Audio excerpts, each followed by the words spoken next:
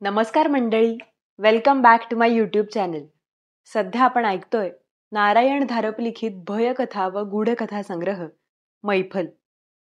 आजच्या आपल्या कथेचं नाव आहे पानगळ.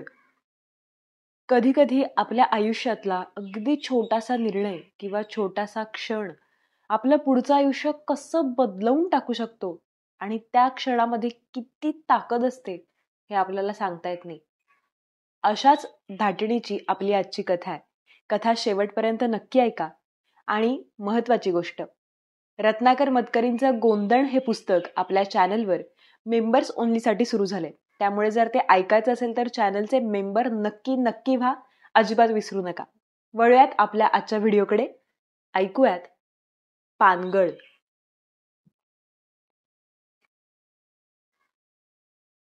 जामखिंडीकर ताईच्या घरात मला सर्वजण राधाबाई या नावाने ओळखत असत. या सोबतीला असतात अशा गोंडस शब्दांनी माझ्या 24 तासांच्या गुलामीचं वर्णन केलं जाईल. जी सत्यस्थिती होती त्याला विरोध करण्यात किंवा ती नाकारण्यात काय अर्थ आहे? माझ्या स्वतःचं काहीच नव्हतं. मुलं बाळं नाहीत, भाऊ बहिणी नाहीत, जवळचे कोणी नातेवाईक नाहीत, स्वतःची जागा नाही, एवढंच काय, स्वतःचं नावही नाही. कारण काही घरात राधा हे नाव हयात वा मयत अशा एखाद्या जवळच्या नातेवाईकाचं असलं तरी मला मावशी, काकू, बाई असं एखादं सामान्य लेबल वापरावं लागे. मग माझ्यासारख्या भटक्यांना सोबतीला राहण्याखेरीज इतर कोणता पर्याय होता? कारण मग त्या खालची पायरी स्वयंपाकिणीची, त्या खालची पायरी डबेवाल्या मावशीची, त्या खालची खाणावळवाल्या मावशीची. काही वर्षांपूर्वीच माझ्या ध्यानात आलं होतं, आम्हाला नोकरीला ठेवणारे धनी आणि आम्ही परिस्थितीच्या रेट्याखाली एकाच बंद टोकाशी येऊन पोहोचलेले असतो.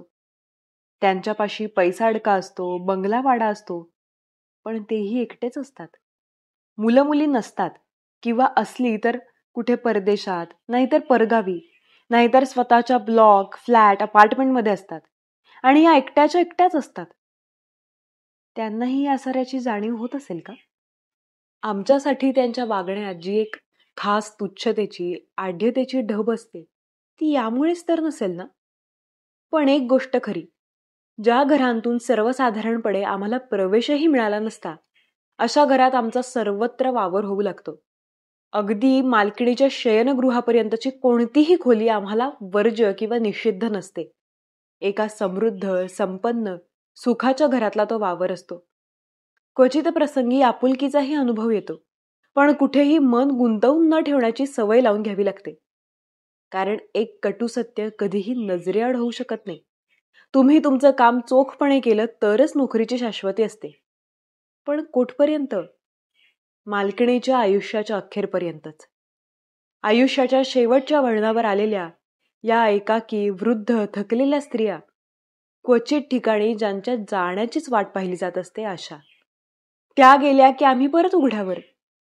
जवळ नाही काही अशा अडीअडचणीच्या दिवसाची सोय म्हणून काही गोष्टींना हात लावत असतील, पण मी नाही. माझ्यावर अवलंबून असलेल्या क्वचित प्रसंगी असहाय्य असणाऱ्यांची अशी फसवणूक? छे. अशा विविध सामाजिक पातळ्यांवरचा येणारा संबंध मानसिक पातळीवरही तितकाच विविध असायचा. माणूस एकटा पडला की खोलवर दडलेले स्वभावाचे अनेक कंगोरे उघड्यावर येत असावेत. माझं पुस्तकी ज्ञान काहीही नाही, पण अनुभव भरपूर आहेत. कदाचित सोबतीला ठेवलेल्यांमुळे बुरखा ठेवून वावरायची त्यांना आवश्यकता वाटत नसावी. वेडसरपणाच्या सीमेपर्यंत पोहोचणारा विक्षिप्तपणा, अंधाराची भीती, उघड्या अवकाशाची भीती, खोलीत जरा जास्त माणसांची गर्दी झाली की गुदमरल्यासारखं होणं, मोठ्या आवाजाची भीती, किती तऱ्हा सांगाव्यात. जामखिंडीकरांच्या ताईंचाही तसाच अनुभव यायचा होता, पण त्यासाठी काही दिवस जावे लागले. ताई एकट्याच होत्या. तरुणपणी त्या खूपच सुंदर असल्या पाहिजेत, नाहीतर काहीही शिक्षण नसलेली मुलगी अशा लक्षाधीशांच्या घरात येईलच कशी? आता त्यांनी 60 उलटली असली तरीही त्या सर्वच खुणा पुसल्या गेल्या नव्हत्या. अजूनही वर्ण तकतकीत गोरा होता, डोळे टपोरे होते, भावदर्शी होते. सवयीने हालचालींना एक डौल आला होता. पहिल्या भेटीसाठी मी आले तेव्हा वाड्याभोवतीच्या आवाराचा ऐसपैस विस्तार, वाड्याची 3 मजली प्रशस्त वास्तू, आतला खानदानी रुबाब यांनी जीवच दडपून गेला होता. बाहेरच्या मोठ्या दिवाणखान्यात ताई बसल्या होत्या. पांढरं जरीच्या बारीक काडीचं पातळ, जुळजुळीत पांढऱ्या शुभ्र पातळाखेरीज त्या इतर काहीही दुसरं वापरत नसत. हा साधेपणा विलक्षण खर्चिक होता. मलाच माहीत असणार. मीच कितीदा तरी त्यांच्याबरोबर खरेदीला गेली आहे. ताईंनी माझी खोदून खोदून चौकशी केली. त्यांना दोष कसा द्यायचा? कदाचित पूर्वीचा अनुभव चांगला नसेल.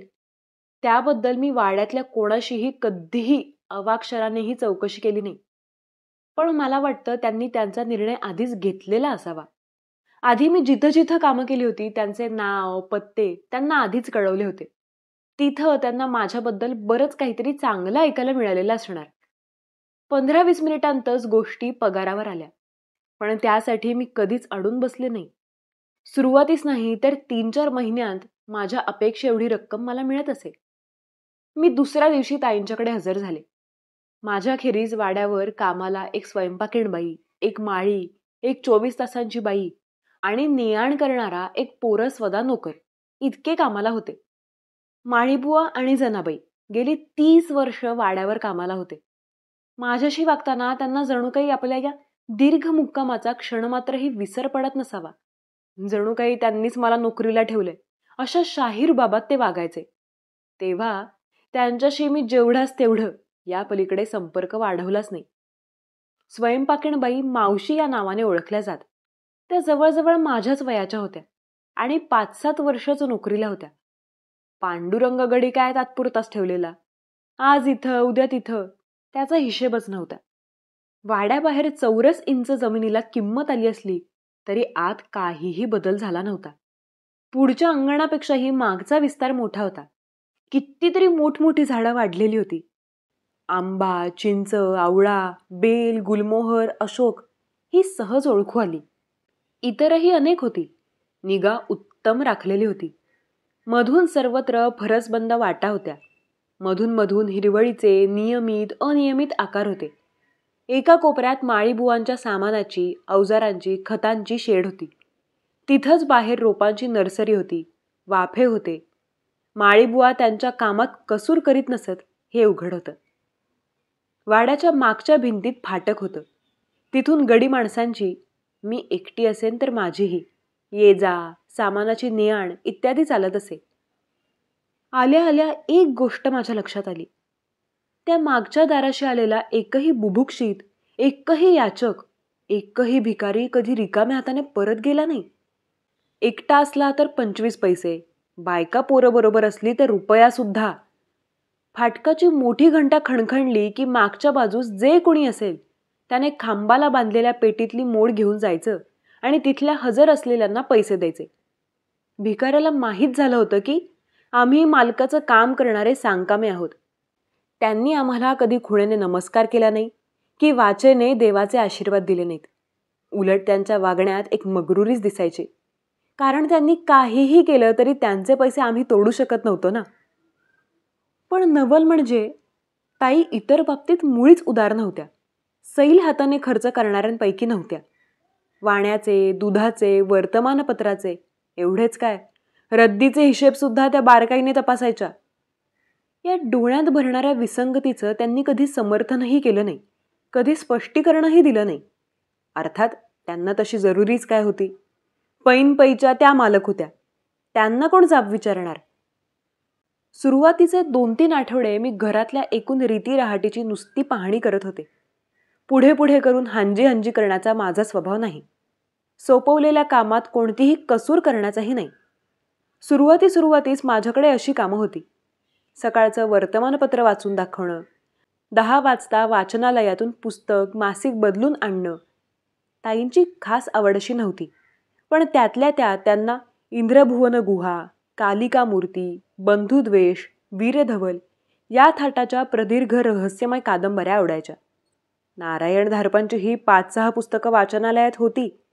त्यांच्यातलं एक मी एकदा आणलं होतं, पण ताईंनी 20-25 पानांच्या पुढे मला वाचूच दिलं नाही.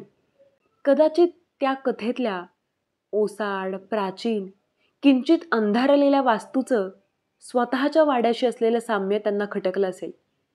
कारण काही असो, नंतर पुन्हा धारपांचं पुस्तक वाड्यात आलं नाही. पुस्तकं वाचनाचा कार्यक्रम जेवणानंतर तासभर, दुपारच्या चहाच्या मागे पुढे तासभर, रात्री झोपताना काही वेळ असा चालत असे. ताईला जुन्या भावगीतांची आवड होती. 8 रेकॉर्डची चळत ठेवून त्यांचा गॅराडचा चेंबर सुरू केला की अर्धा तास पाहायला नको.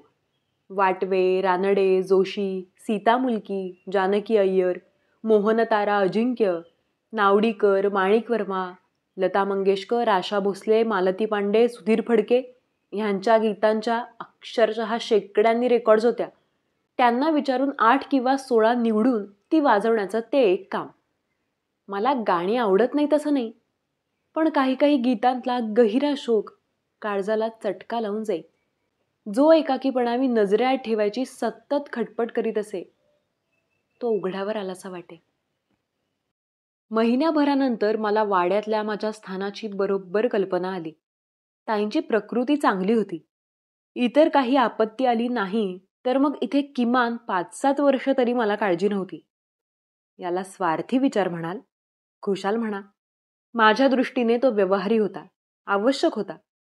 माणसाचं मन वेळासारखं असतं. घुमारे तणाव जोडण्याची सतत खटपट करीत असतं. कुठेतरी स्थिर आधार हवा असतो. 4 ओळखीची माणसं आसपास हवी असतात. जी गोष्ट सहजगत्या जन्मजात मिळालेली असते तिची उणीव कल्पनेत सुद्धा आणता येणार नाही. एकाकीपणा म्हणजे काय हे अनुभवाशिवाय कळणारच नाही. मावशी आणि मी समदुःखी होतो. त्यांना एक मुलगा होता, पण तो असून नसून सारखाच होता. शेवटच्या क्षणी तोंडात पाणी घालायला तरी येणार आहे की नाही देवच जाणे. मावशी एकदा कळवळून म्हणाल्या होत्या, मी निपुत्रिक विधवा होते. कोणाचं दुःख जास्त दाहक, जास्त जहरी. पण आयुष्य कसंही असलं, दिवस कितीही दुःखात जात असले तरी आयुष्य कोणाला नको होतं का? उद्या काय चांगलं होण्याची आशा आम्ही करायची, पण उद्याची वाट पाहत आजची रात्र घालवत होतोच ना. ताईंच्या नातेवाईकांची मावशींना गेल्या 5-6 वर्षांत बरीच माहिती झाली होती. जवळचं कोणी नसलं तरी एक लांबचा भाचा आणि एक लांबचा पुतण्या असे दोघं वर्षातून एखाद्या वेळी टपकत असत. हा शब्द मावशींचाच आहे. ताईंनी त्यांना बोलावलं होतं. का ते कळायला काहीच मार्ग नव्हता. त्यांचा थोडा बहुत पत्रव्यवहार होता, पण तो सीलबंद लखोट्यातूनच होत असे. महिन्यातून एकदा त्यांचे वकील आणि कर, गुंतवणूक, बचत इत्यादींचे सल्लागार येऊन जात असत. अर्थात या बैठकांना मला मज्जाव होता. चहा डिशेस सुद्धा पांडुरंग नेऊन द्यायचा. या भेटीनंतर ताई बऱ्याच वेळा सॅरिडनची गोळी माझ्याकडून मागवून घेत असत. मी दिवाळीनंतर ताईंकडे कामाला लागले.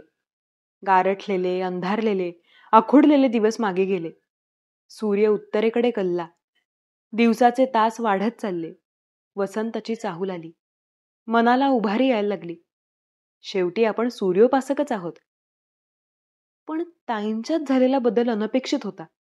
सर्व सृष्टीला चैतन्याचा मोहर येत होता, पण त्याचं प्रतिबिंब त्यांच्यात दिसत नव्हतं. उलट त्यांचा चेहरा ओढलेला, सुकलेला दिसायला लागला. हवेतला गारवा गेला, दारं खिडक्या उघडल्या गेल्या, पण ताईंच्यातला बदल तसाच राहिला. त्यांच्या जीवाला काहीतरी काच लागला होता, पण त्यांना काही विचारण्याची आमची हिंमतच नव्हती. शेवटी जरा बिचकतच मी मावशीपाशी हा विषय काढला. ताईंची तब्येत आताशी जरा बिघडलेली नाही वाटत? हे काही नवं नाही आम्हाला राधाबाई.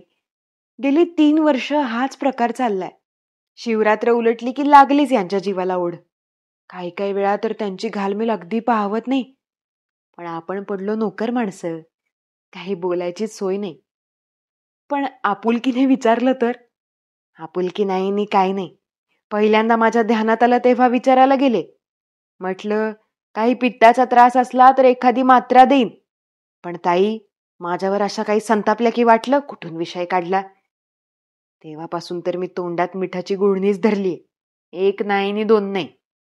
इतक्या जुन्या मावशींवर जर ताई रागवल्या तर माझा काही प्रश्नच नव्हता. पण मनाला एकदा का एखाद्या रहस्याचा वास लागला की सतत तिकडेच लक्ष असतं. आणि मग आधी नजरेतून सुटलेल्या अनेक गोष्टी लक्षात यायला लागतात. वसंत ऋतू संपत आला. ग्रीष्माची उष्णतेची चढती कमान आली. झाडांच्या पानांचे रंग बदलले. हिरव्याकडून पिवळ्याकडे सरकायला लागले. मग पानगळ सुरू झाली. लाल, पिवळ्या, नारिंगी पानांचा सडा पडायला लागला. ताई मागच्या व्हरांड्यात येईनाशा झाल्या. वाड्याच्या मागच्या भिंतीमागे शाळा कॉलेजांची पटांगणं होती. मग लांबवर टेकडी होती. तिकडच्या बाजूस उंच इमारती, गिरण्या, कारखाने काही नव्हतं. संध्याकाळच्या वेळी नितळ आकाशावर जडलेले सूर्यास्ताचे रंग, तिरकस उन्हात चमकणारी, वाऱ्याने निळ्या आकाशावर डोलणारी हिरवी पानं, वृक्षांवरून येणारा किंचित गरम, जरासा कडवट दर्प असणारा वारा. मला वाटे या घटिका अमूल्य रत्नासारख्या आठवणीत जपून ठेवाव्यात. पण ताई तिकडे फिरकतही नसत. माळीबुवा मोठ्या खराट्याचे पानांचे ढीग करत मागच्या कोपऱ्यात ते जाळून टाकत. कधी तोही वास वाड्यापर्यंत पोहोचत असे. पण ताई आत बसलेल्या असायच्या आणि मग अंधार झाला की खिडक्यांचे पडदे सरकावून घ्यायच्या. रेकॉर्डची चळत काढायला सांगायच्या. एका संध्याकाळी घटनांनी एक अनपेक्षित वळण घेतलं. संध्याकाळची 7:30च्या सुमाराची वेळ होती. संध्याकाळभर पश्चिमेकडचा गरम वारा घोंघावत वाहत होता. दिवसाचा उजेड पाहता पाहता गेला होता. खोलीतले दिवे लागले होते. खिडक्यांवरून ओढलेले पडदे वाऱ्यावर फडफडत होते. कुठलीशी रेकॉर्ड वाजत होती. एकाएकी वीज गेली. अर्थात हा प्रकार अनैसर्गिक वा अनपेक्षित मुळीच नव्हता. सोसाट्याच्या वाऱ्याने कुठेतरी एखादी मोठी फांदी तारांवर पडली असेल. तासाभरात वीज नक्कीच परत येणार होती. राधाबाई! ताई केवढ्यांदा तरी ओरडल्या. मी घाईघाईने त्यांच्याजवळ गेले. मला हाताने दूर लोटत त्या म्हणाल्या, अहो इकडे कशाला येता? आधी सगळ्या खिडक्या लावा की. मी मेणबत्ती शोधत होते. मेणबत्ती गेली मसणात, आधी खिडक्या लावा. त्यांचा आवाज किती वर चढला होता. काही न बोलता मी खिडक्या लावायला लागले. खोलीला ओळीने 4 खिडक्या होत्या. वाऱ्याने फडफडता पडदा सारखा हातातून निसटत होता. चेहऱ्याभोवती गुंडाळला जात होता. काहीच दिसत नव्हतं. पडद्याशी झगडत मी 2 खिडक्या कशा तरी लावून घेतल्या आणि 3री खिडकी लावून घेत असताना वारा एकाएकी पडला. पडद्याची फडफड, पानांची सळसळ, फांद्यांची करकर, सर्व आवाज एकाएकी थांबले. एक कुंद शांतता पसरली. मी खिडकीशीच बाहेर पाहत उभे होते, म्हणून मला तो आवाज ऐकू आला. आवाज क्षीण होता, लांबवरून येत होता. आवाज खराट्यानं पानं झाडण्याचा होता. काही काही गोष्टी इतक्या परिचयाच्या असतात की माणूस ते गृहीत धरून चालतो. विसंगती लक्षात यायलाही वेळ लागतो. वारा पुन्हा उठला होता. पडदा गळ्याभोवती पडला होता. खिडकीशी पुन्हा एकदा झटापट सुरू झाली. ती लावली, 4थी लावली. तोपर्यंत पांडुरंग 4 मोठ्या मेणबत्त्या घेऊन खोलीत आला होता. तो ताईंजवळ गेला तेव्हा मला त्याचा चेहरा प्रथमच दिसला. तो किती मातट रंगावर गेला होता. घटना इतक्या वेगाने घडत गेल्या होत्या की मनाला त्याचा अन्वयार्थ लावायला सवडच मिळत नव्हती. मी सांगत होते तिथे तिथे पांडुरंग मेणबत्ती ठेवत होता. 4 मेणबत्त्यांच्या प्रकाशात खोली उजळून निघाली होती. मी चेंबरचा रिजेक्ट खटका दाबून ठेवला. वीज आली की हात आपोआप उचलला जाईल, रेकॉर्डवर घासणार नाही. मग मी ताईंच्या जवळ येऊन बसले. त्यांचा चेहरा घामाने डवरला होता. खिडक्या उघडल्या असत्या तर त्यांना क्षणार्धात आराम पडला असता. पण ते अशक्यच होतं. शेजारचंच एक वर्तमानपत्र घेऊन मी त्याच्या घडीने ताईंना वारा घालायला लागले. त्यांची नजर आढ्याच्या कोपऱ्यावर खेळली होती. कोणास ठाऊक त्यांना काय दिसत होतं ते. मला जरा शांत पडू दे राधाबाई, ताई म्हणाल्या. मी मागे सरले. शेजारच्या एका खुर्चीवर बसले. ताई खुर्चीत मागे मान टेकून विसावल्या होत्या. चेहऱ्याचा रंग एव्हाना पूर्ववत झाला होता, पण कपाळावर अजूनही घामाचे थेंब चमकत होते. आता एवढ्यात खरोखरी काय झालं होतं? घाईगर्दीने घडलेल्या घटना अलग अलग करून पाहायला आता सवड होती. संध्याकाळचा सुसाट वाहणारा वारा ही नैसर्गिक घटना होती. अचानकपणे गेलेली वीज ही घटना नैसर्गिक नसली तरी अनपेक्षित नव्हती. पण अंधार होताच खोल्यांच्या खिडक्या लावून घेणं अनैसर्गिक होतं. आणि लांबवरून आलेला तो पानं झाडण्याचा आवाज, तो तर खासच अनैसर्गिक होता. एकतर माळीबुवा इतक्या उशिरापर्यंत काम करणारच नाहीत. शिवाय त्यांना अगदी लहर आली तरीही वाऱ्याने सतत पानांचा सडा पडत असताना ती खराट्याने कोणीच झाडणार नाही. व्यर्थ श्रम. मग अंगावर शहारा आणणारा विचार मनात आला.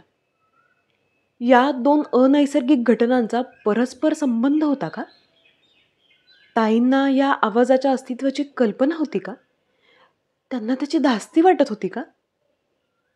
त्यांच्या भयभीत अवस्थेमागे हेच कारण होतं का? मला एकदम वाटायला लागलं, आपण एखादा अपरिचित, भीतीची काळी किनार असलेल्या जर अशा गूढ प्रदेशाच्या आसपास वावरत आहोत. आधीचं एक साधं कुतूहल आता रहस्यमय झालं होतं. जमिनीखाली एखाद्या तणागवताची मुळं खूप पसरत जावीत, तसे या रहस्याचे घुमारे नजरेआड गुप्त मार्गाला खूप दूरवर पसरले असावे, अशी शंका यायला लागली. ताईंच्या शांत चेहऱ्याकडे पाहता पाहता मनात नवल आलं. कोणतं गुपित त्या एकट्याने गुप्तपणे स्वतःबरोबर वागवतायत? वाड्यातल्या राहण्याला आता एक नवीन अर्थ आला होता. जर अनैसर्गिक किंवा तर्कशुद्ध स्पष्टीकरण नसणाऱ्या गोष्टींची यादीच करायची झाली तरी भटक्या भिकाऱ्यांना मुक्त हस्ताने मिळणारी मदत ही त्यातलीच एक गोष्ट होती. इतर सर्व खर्च बारीक नजरेने तपासून घेणाऱ्या ताई ही उधळपट्टी का आणि कशी खपवून घेत होत्या? आधी मी मावशींपाशीच हा विषय काढला. जराशा वक्र मार्गानेच नसत्या गोष्टीत मी लक्ष घालते असा त्यांचा समज व्हायला नको होता. पण त्यांना माझा काहीही संशय आला नाही. सतत बोलायला कोणीतरी मिळालं म्हणून त्या माझ्यावर खुश होत्या. येणाऱ्या प्रत्येक बुभुक्षितेला वाटली जाणारी खिरापत त्यांनाही विशेष पसंत नव्हती. पण मालकीणबाई दानशूरेत, अगदी अहिल्याबाई होळकरच, एवढीच त्यांची टीका. माहीत असलेली गोष्ट लपवण्याचं कौशल्य त्यांच्यापाशी अजिबात नव्हतं. त्यांना काही माहीतच नव्हतं किंवा यामागे काही रहस्य आहे याचीही त्यांना जाणीव नव्हती. सुखी जीव. माहिती मिळण्याचं दुसरं स्थान म्हणजे अर्थात माळीबुवा. अशी वेळ येईल याची आधी कल्पना असती तर मी त्यांच्याशी जरा सावधपणाने वागले असते. पण अजूनही वेळ गेली नव्हती.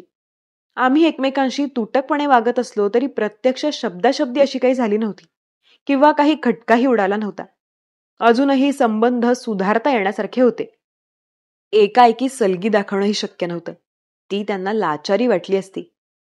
पण समाजातला हा खालचा वर्ग वरच्यांचा मनोमन कितीही हेवा करीत असला तरी त्या वर्गाने आपला स्वीकार करावा हीच त्यांची आंतरिक इच्छा असते. अगदी साध्या चांगल्या शब्दांनी, एखाद्या क्षुल्लक गोष्टीच्या कौतुकानेही ते भारावून जातात. सकाळ दुपारचा एखादा कप गरम चहा, त्याच्या फुलांची, फळझाडांची, बागेच्या एकंदर निगेची स्तुती, किती साध्या गोष्टी, पण त्यांच्यात मुळीही दांभिकपणा नव्हता. माळीबुवांना खुश व्हायला वेळ लागला नाही. ताई दुपारच्या वाचनानंतर 2-2.5 तास विश्रांती घेत असत. कधी झोपत असत, कधी नुसत्याच पडून राहत असत. तो वेळ माझ्या हक्काचा होता.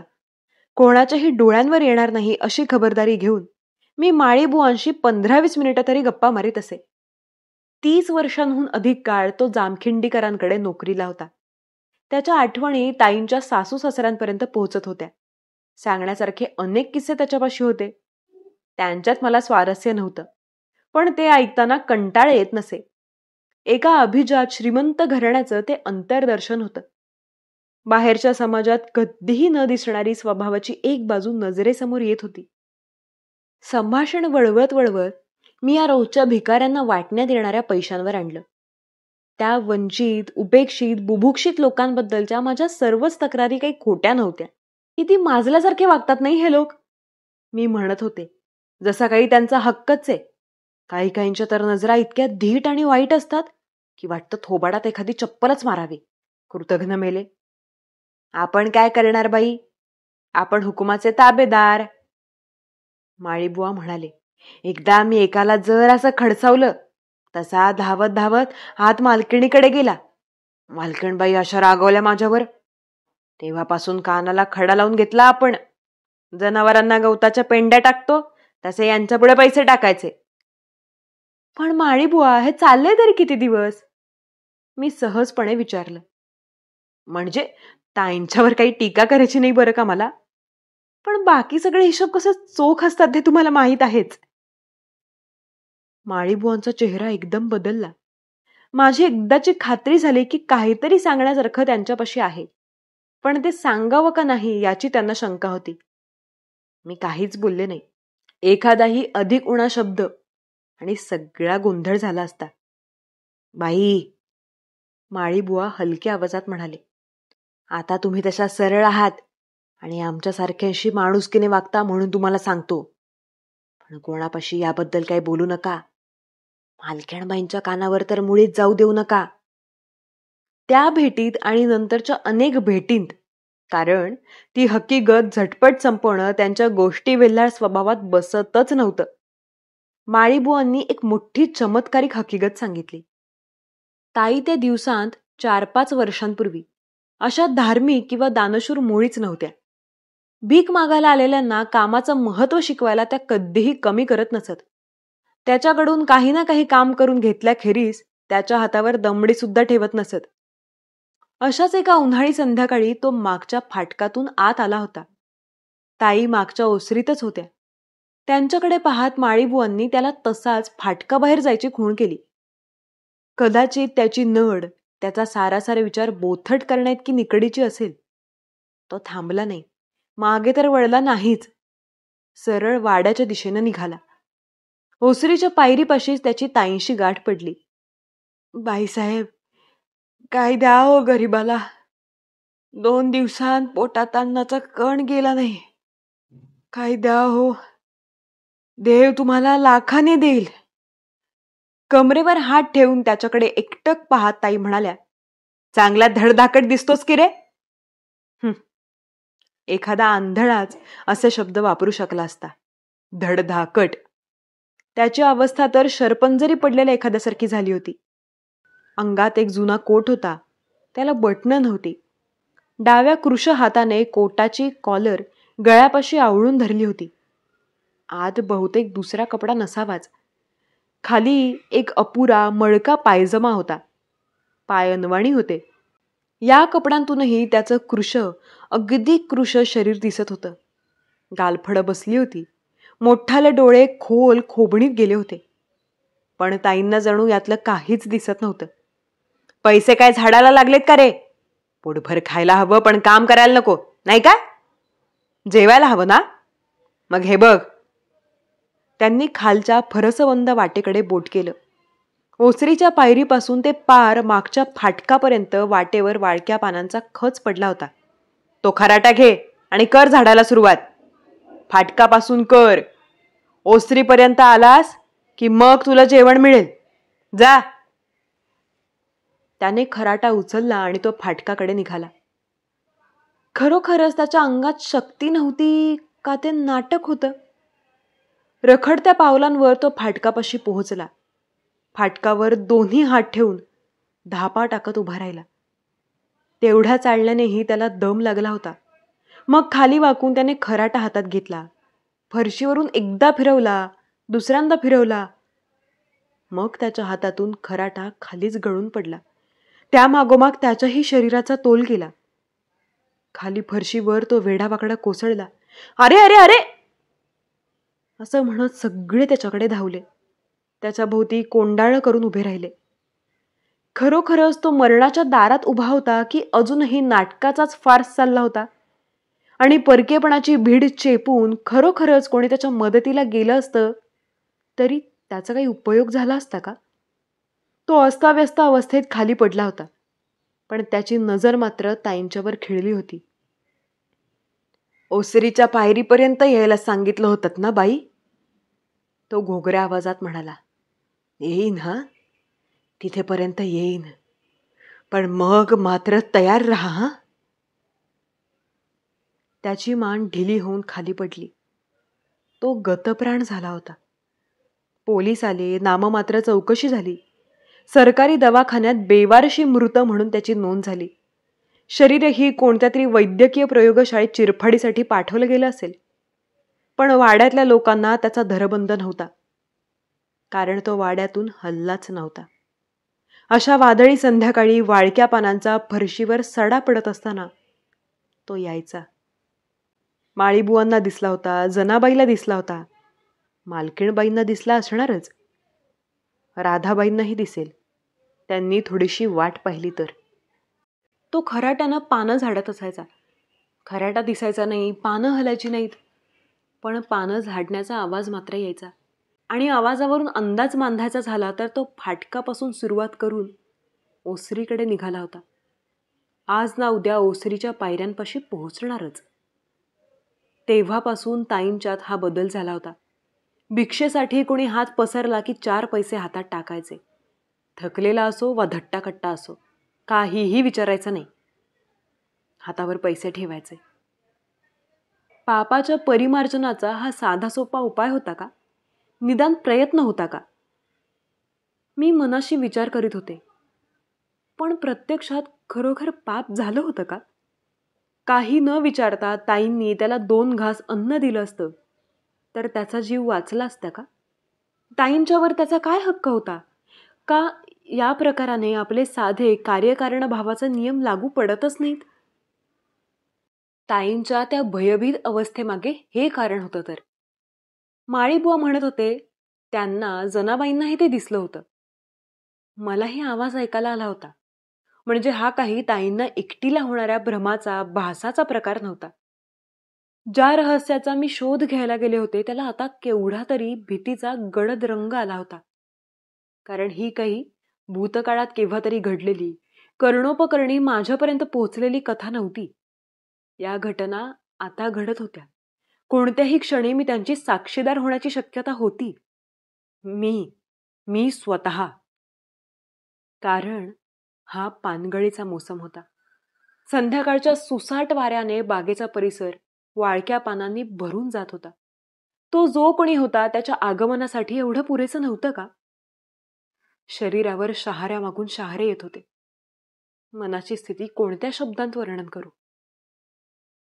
असल्या प्रकारांचा आपल्याला कधी कधी अनुभवच नसतो. मरणाच्या काळ्या पडद्यामागून उपस्थित झालेलं हे काहीतरी, त्याचा नुसता विचार सुद्धा असह्य होत होता. तरी मी केवळ तटस्थ निरीक्षक होते. ताईंना खऱ्या प्रकाराची कल्पना आलेली असणारच. त्यांच्या मनाची काय अवस्था होत असेल मी तर कल्पनाच करू शकत नव्हते. वेळ येते ती काही सांगून येत नाही. त्या दिवशी पांडुरंग कामावर आला नव्हता. मावशी, जनाबाई आणि मी तिघही त्याच्या वाट्याची कामं जमेल तशी करीत होतो. संध्याकाळची त्यांची बाहेरची कामं माझ्याकडे झाली. 1-2 ठिकाणी अनपेक्षित उशीर लागला. मी परत निघाले तेव्हा सूर्यास्त होऊन गेला होता. नारिंगी संधी प्रकाश पसरला होता. हवेत उष्मा होता. वारा पडला होता. हवा हलत नव्हती. घामाच्या धारा लागल्या होत्या. लवकर परत पोहोचता यायला हवं म्हणून पावलं चटचट उचलत होते. त्याने आणखीच घामाघूम होत होते. आणि एकटी होते तेव्हा मागच्या फाटकानेच जायला हवं. तो आणखी एक मोठा वळसा. मी फाटकातून जात आले आणि पावलाभरावरच थांबले. मागच्या भिंतीवरचा दिवा लावलेला नव्हता. प्रकाश एव्हाना बराच कमी झाला होता. धोक्याची सूचना देणारं एखादं सुप्त 6वं इंद्रिय आपल्यात आहे का? मला माहित नाही. पण एकाएकी त्या निस्तब्ध नारिंगी प्रकाशात नाहिलेल्या बागेत पाऊल टाकायची मनात अनिच्छा जन्माला आली होती. काळजाची धडधड जरा कमी झाली आणि तो आवाज कानावर आला. सर्र सर्र सर्र. खराट्याचा फरशीवर घासल्याचा आवाज. क्षणभरच मनात आशा आली माळीबुवाच बागेत असतील. पण अर्थात ती फोल होती. माळीबुवांची झाडण्याची वेळ सकाळची होती.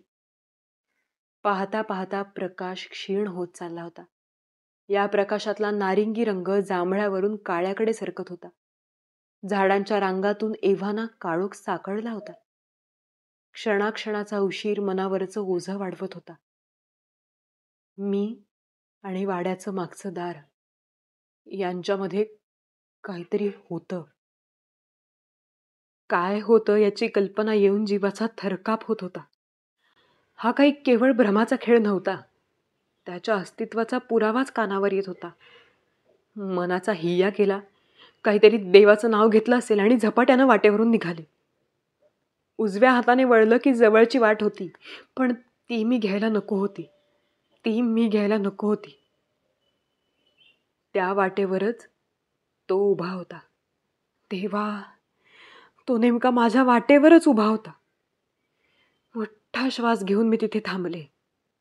पावलांखाली पानांची सळसळ झाली. त्याला माझ्या येण्याची चाहूल लागली. तो सावकाश सावकाश स्वतःभोवती फिरला. माझी नजर त्याच्या पायांवर खिळली होती. कृश कृश काटक्यांचे पाय. नजरेला शिशाची वजनं लावली होती. नजर वर चढतच नव्हती. ते काटक्यांचे पाय माझ्या दिशेने इंचभर जरी सरकले असते तरी मला खासच वेड लागलं असतं. पण ते हलत नव्हते. तो करीत होता तरी काय? तसूतसूने नजर वर गेली. मळकट पायजामा, मग जुना कोट, कॉलर गळ्याभोवती आलेली. मग तो चेहरा, कातडी हाडांवर ताणून बसवलेली. आणि माझ्यावर खिळलेले डोळे, खोल खबदाडात खोचलेले. मागे एक लाल लाल ठिणगी. तोंडाची फट उघडत होती. तो काय दात विचकून हसणार होता का मला काही सांगणार होता? नको नको, ते अभद्र उच्चार कानांवर यायलाच नकोत. मी काहीतरी ओरडले, झाडांच्या 2 रांगांत घुसले आणि अक्षरशः धावत पळत ओसरीवर आले. तिथून आत आले, मागे दरवाजा दांडदिशी लावून घेतला. त्याला पाठ लावून धापा टाकत उभी राहिले. छातीत धडधड, मस्तकात घणघण, कानात नाडीची दौड.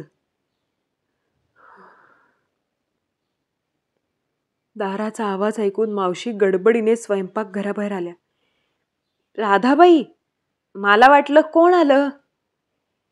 मग माझ्या चेहऱ्याकडे त्यांचं लक्ष गेलं. त्या जवळ आल्या. राधाबाई, काय झालं हो? मागच्या बागेकडे अंगठा करीत मी कशी तरी बोलले. तो आलाय. तू तिकडे आहे, बागेत. आधी मावशींचा श्वास आत ओढला गेला. मग माझ्या खांद्यावर हात ठेवत त्या म्हणाल्या, दिसला तर दिसला राधाबाई. आता स्पष्टच बोलायला हरकत नाही. तो काही आपल्यासाठी येत नाही. चला, चांगला आल्याचा चहा बनवते, या. चहाने जराशी हुशारी आली खरी. चेहऱ्यावर गार पाण्याचा हपका मारून मग मी बाहेरच्या खोलीत गेले. ताईंनी रेकॉर्ड चेंजर सुरू केला होता, पण गीताकडे त्यांचं अर्धवटच लक्ष होतं. खिडकीबाहेर न पाहण्याचा त्या प्रयत्न करीत होत्या, पण चेहऱ्यावरचा रंग उतरला होता. बाहेर बागेत आलेल्या त्याची काही जवळीक त्यांना जाणवली होती का? ते अभद्र ध्यान त्यांनी माझ्यासारखं जवळून पाहिलं होतं का? तसं असेल तर त्यांच्या मनाची काय भयानक अवस्था झालेली असणार.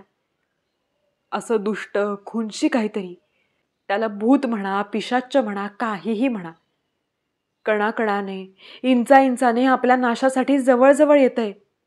ही कल्पनाच काळजाचं पाणी पाणी करून टाकत असली पाहिजे. इतके दिवस मला काहीही माहीत नव्हतं. पण आता जहरी सत्याचं दर्शन झाल्यावर मला ते वागण्यात कसं लपवता येईल? माझ्याच जीवावर क्षणाक्षणाला बोजा येणार नाही का? मनाशी धाडसी निर्णय घेतला. ताईंशी स्पष्टपणेच बोलायचं. संतापतील, जास्तीत जास्त नोकरीवरून काढून टाकतील. पण या वास्तूत आता दिवस कंठणच किती कठीण जाणार होतं. कोणत्याही क्षणी ते दिसण्याची टांगती तलवार डोक्यावर असणार. ताईंच्या जवळ बसत मी म्हणाले, ताई, बरं नाही का आज? का? मला काय झालंय? त्या माझ्याकडे वळत म्हणाल्या, ताई, मी बोलते त्याबद्दल माफ करा. रागवाल, पण मला आता गप्प बसायचं नाही. मी आताच मागच्या दाराने बागेतून येत होते. त्यांना कल्पना आली असावी. एक हात वर करीत त्या म्हणाल्या, राधाबाई, मला काही सांगू नका. ताई, त्यांचं न ऐकता मी बोलतच राहिले. ताई, डोळे असे झाकून घेतल्याने बाहेरची सत्यसृष्टी काही बदलत नाही. मी ती हकीकत ऐकलीये आणि ते अभद्र ध्यान स्वतः डोळ्यांनी पाहिले. मी फक्त एकच विचारते, तुम्ही ही जागा सोडून दुसरीकडे कुठे राहायला का जात नाही? इथे जीवाला हा सततचा घोर असताना. त्यांचा चेहरा संतापाने लाल झाला, पण आधीच मी त्यांचा शब्द मोडला होता. तेव्हा मी सर्व परिणामांसाठी तयार आहे याची त्यांना कल्पना आली. त्यांचा संताप ओसरला. त्यांचा चेहरा आतल्या आत आकसल्यासारखा झाला. आतली उभारी गेली. त्यांनी हातांवर डोकं टेकवलं. एक हात हवेत नाही नाही हलवत त्या म्हणाल्या, त्याचा काही उपयोग होत नाही राधाबाई. मी बाहेर गेले नाही असं वाटतं का तुम्हाला? पण मी त्याच्या तावडीतून सुटणार नाही. गेले होते, अगदी 1000 मैल लांब गेले होते. पण ती अशी कुंद हवा आली की जिथे असेन तिथे मला खिडकीतून हाच बागेचा देखावा दिसायला लागतो. बंद खोलीत असले तरी समोरची भिंत पारदर्शक झाल्यासारखी वाटते. तिथे हाच देखावा दिसतो. आणि त्याचा तो खराट्याचा आवाज आधी नुसती शंका यावी इतका क्षीण होता. आता दिवसा गणिक अधिकाधिक स्पष्ट यायला लागलाय. आता शेवट काही दूर नाही. अशाच एका संध्याकाळी केव्हा तरी. हुंदका देऊन त्या थांबल्या.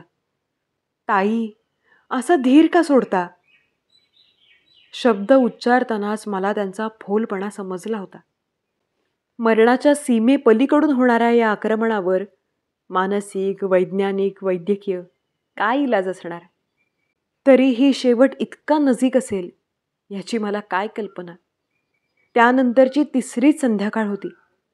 सोसाट्याचा वावटळीसारखा वारा हा त्या मोसमाचा विशेषच होता. आम्ही दोघी त्या खोलीत बसलो होतो. खिडक्या उघड्या होत्या, पडदे फडफडत होते. एकाएकी वारा पडला. मग तो आवाज अगदी स्पष्टपणे, अगदी जवळून कानावर आला. खिडकीबाहेरच्याच फरशीवर खराटा घासला जात होता.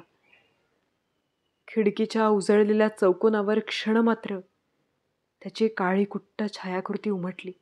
मग तो झपाट्याने आत आला. अंगावरून रक्त गोठवणारा गारेगार वारा वाहत गेला.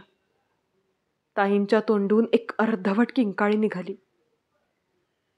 एकदम सर्व काही शांत झालं होतं. मी ताईंकडे पाहिलं. सताड वाचलेल्या डोळ्यांनी त्या समोर पाहत होत्या. उठून त्यांच्यापाशी जाऊन त्यांच्या गळ्याला स्पर्श करण्याआधीच मला समजलं होतं की त्या गतप्राण झाल्यात. शरीर अजून गार पडलं नव्हतं, पण जिवंतपणाची एकही खूण नव्हती. पण दुसरी एक वाईट खूण होती. त्यांच्या अंगावर, मांडीवर, खुर्चीच्या खाली, आसपास सर्वत्र निलगिरीच्या, अशोकाच्या, इतरही झाडांच्या वाळलेल्या पानांचा खच पडला होता.